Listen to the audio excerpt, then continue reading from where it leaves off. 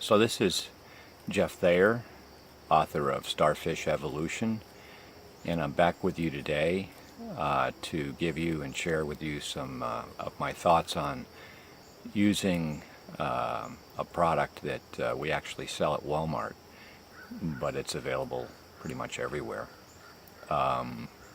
It's called Jobe's Biozome, and the story behind that is something that you can read about below. It is a product that is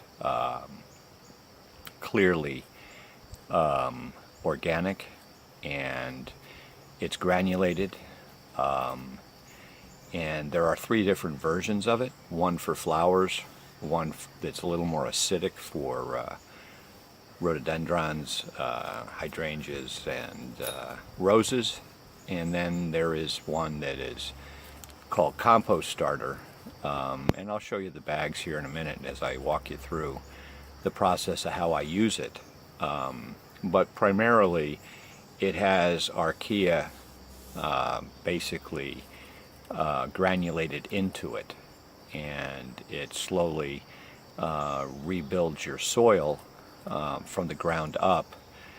The Archaea gets into the soil and multiplies, and then primarily what it does is it goes into the root system, or it filters down into the root system, and it causes the mycorrhizal fungi to work better, to communicate better. It's sort of a biofilm that works similar to the human brain, where the connections are cleaned and operate at an optimum level. So what I'm going to do is take you through a short exercise about how I use it throughout the spring and summer, and even in the fall, before the garden is put to bed. I utilize it again in a particular way that I have found, in my experience, has been extremely effective at slowly but consistently rebuilding the soil, bringing back the worms, bringing back what is necessary to aerate the soil and to build a healthy soil so that the root systems are productive, happy, and effective. So what I'm going to do is take you to the garden and just quickly show you how I use it on tomato plants in combination with some straw that is taken from our guinea pig. The base of the guinea pig cage is straw, which I pick up, it's Timothy, that I pick up at Walmart, and we use to line the cage. What's effective about that is that the straw, when it turns brown, becomes brown matter.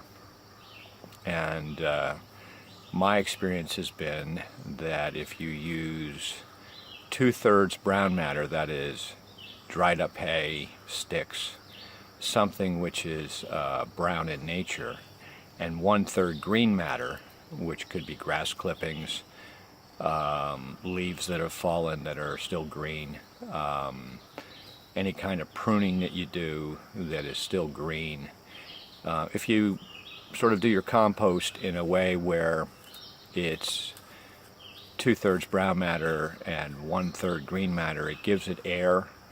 The brown matter breaks down in a different way than the green matter, and the brown matter tends to be something which will heat up your compost pile and encourage the proliferation of both bacteria and the archaea in breaking down your compost quickly, bringing in the worms rather quickly, and creating a great base for your next year's planting.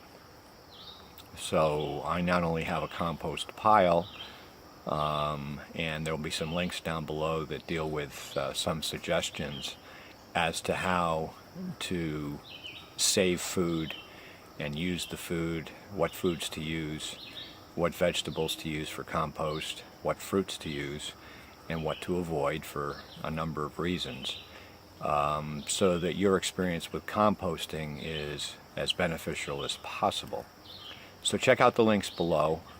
There's a lot of information available, or that I've made available, that amplifies my experience with composting. But I got to tell you that the most significant thing so far that I have found is the Jobe line of products. And there may be others that I'm not aware of, but at the moment I'm using the Jobe's product because I've had such a great experience with it. We'll cut here, we'll go to the garden, and from that point I'll just narrate it from a different point of view, a different camera angle, and we'll wrap it up. Okay, so we're here, and these are the two products that I mentioned earlier. It's the Jobe's all-purpose Biozome, and then the Jobe's compost starter. And the compost starter is something I use throughout the year, along with the all-purpose one, in order to get the plants to primarily start well and then continue to grow well from the root system up. And this over here is some guinea pig hay that smells like urea. One thing I didn't mention earlier is the urea, or the urine from the guinea pig, does smell, but it is ammonia based, and when you utilize it with the brown matter, it actually assists the archaea in breaking down the brown matter, the green matter, and as well goes into the soil and helps nitrogen fix in the soils. And then over here is where we're going to put it, and it's a real simple process. All we're going to do is essentially put the Jobes on first, and put it around the plant base, just handfuls, and then put the brown matter on top of it, water it, and you're pretty much good to go. It's a mulching process, and that's how we do it.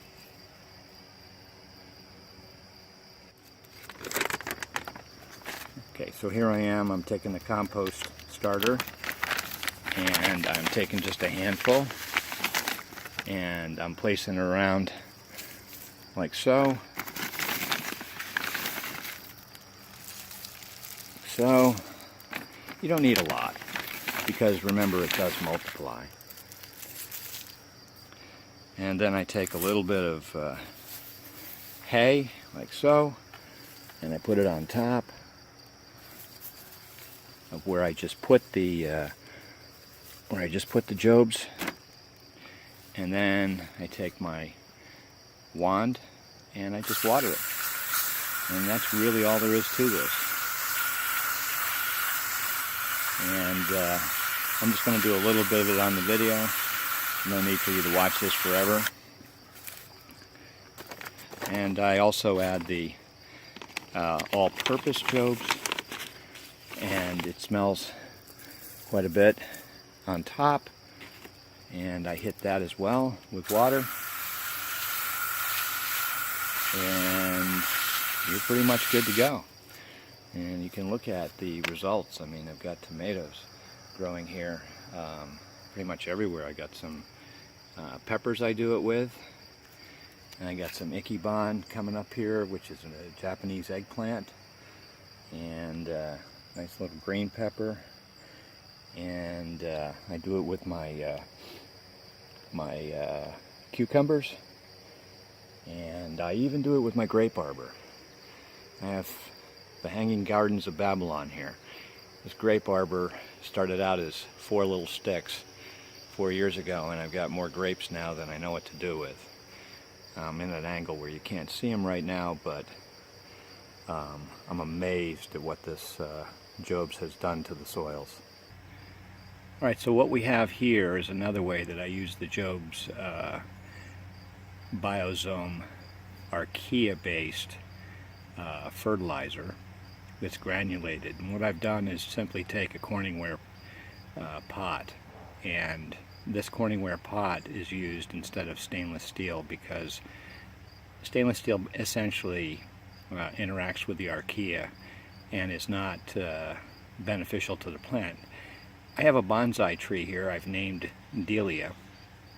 Delia's been doing quite well, and I'll pan out in a minute, but what I'm going to show you what I do is I fill it up once a week roughly, and I let the plant water from the base of the pot up, which is the way that plants normally feed as well as water themselves. The water from the ground actually comes up rather from the top down. So I just place the bonsai plant in this solution that I've made for about a day, and this is Delia, and she's a bonsai, and there's a reason I name them, which is another video that you can click on down below. I name plants because it establishes a relationship with them and with the environment, and I'll get into that in more detail, not great detail, but more detail in another video. But this is Delia, and again I let her sit in the pot and water with the archaea from the base up, and the crystal is actually a piece of quartz. And the reason that I place those around plants and near plants, I buy them from a rock shop, or if I find them in the woods, I'll use them naturally from what I collect. But it brings a healthy energy to the plant root, base, and to the trunk.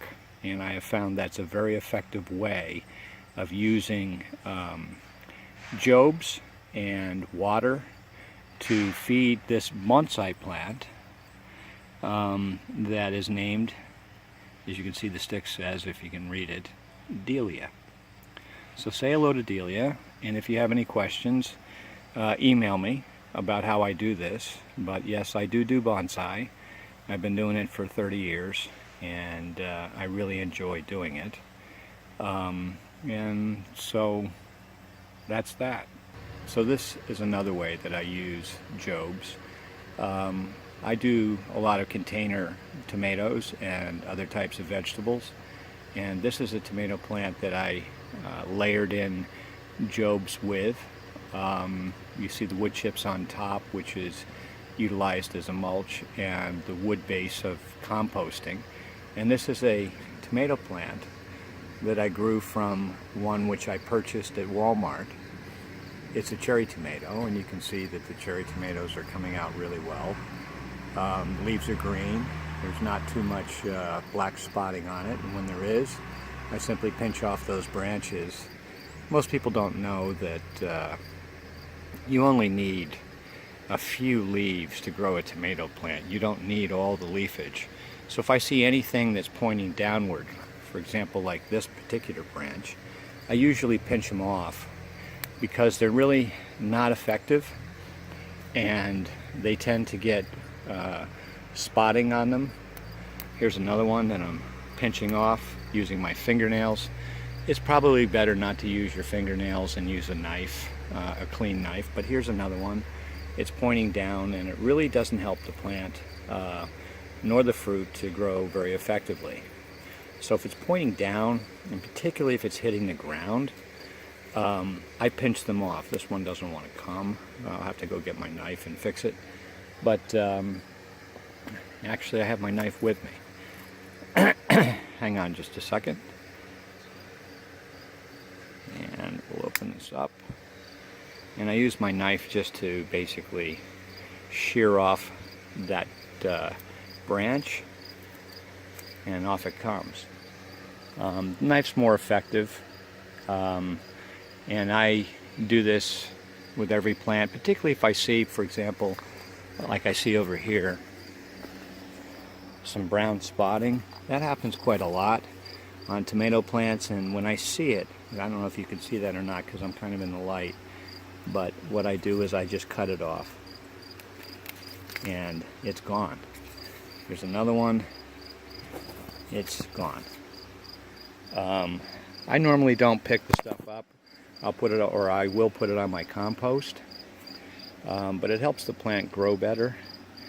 Kind of looks like a Charlie Brown Christmas tree when I'm done with the tomato plant, but it tends to work. And if it works, I do it. Okay, so we're back here now, wrapping it up. You've seen what we do in the garden, or what I do in the garden. This is a lifelong experiment with truth, if you will. I've done a lot of things that probably are not right, and I haven't shared those with you, but I have given you here my best experience with how to, throughout the year, utilize an Archaea product that has generated for me some fairly significant results with a minimal amount of soil work during the growing season. As you know, I subscribe heavily to permaculture concepts, and I subscribe heavily to food forests, and I subscribe to allowing weeds, and I don't even like to call them weeds, but other plants that are native to the to your environment to grow in a companion fashion with tomatoes, with mustard, with leafy vegetables. There are some schools of thought that say you want to take them out. I have found that it helps if you leave them in. It tends to confuse what you would call leaf-eating pests. Oftentimes the weed, so-called, will many times sacrifice itself to what you would call a pest, and the pest will eat the weed rather than your plant because it's confused. So my sense of it is that you allow things to grow, and even though it doesn't necessarily look like an English tea garden, it works very, very well. It's worked for me. And so I leave the companion plants next to the plants that I've planted that are fruit-bearing or leaf-bearing that we want in our daily diets. And the other side of it is a number of the native leaves and native plants, when we do foraging, and I do some foraging, are beneficial. You can use them in your salads, for example. We use dandelion, and we use lady's thumb, and we use mustards that are wild.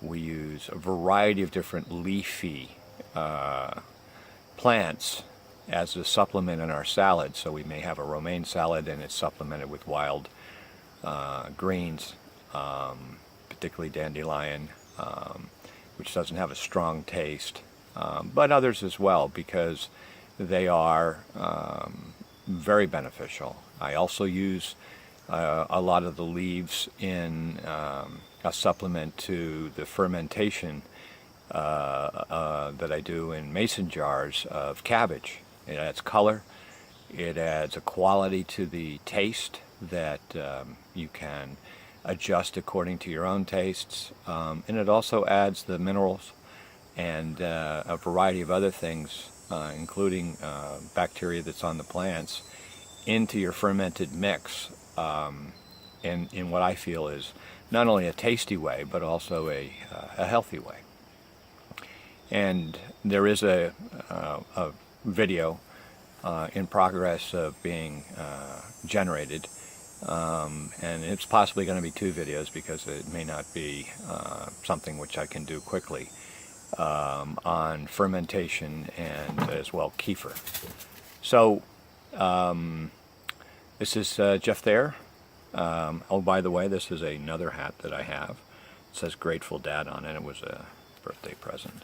Just so that you know that there's this hat thing going on in my videos, and yeah, today it's a cap. It's a Grateful Dad cap. And hey, I hope you have a great day. Make it a masterpiece.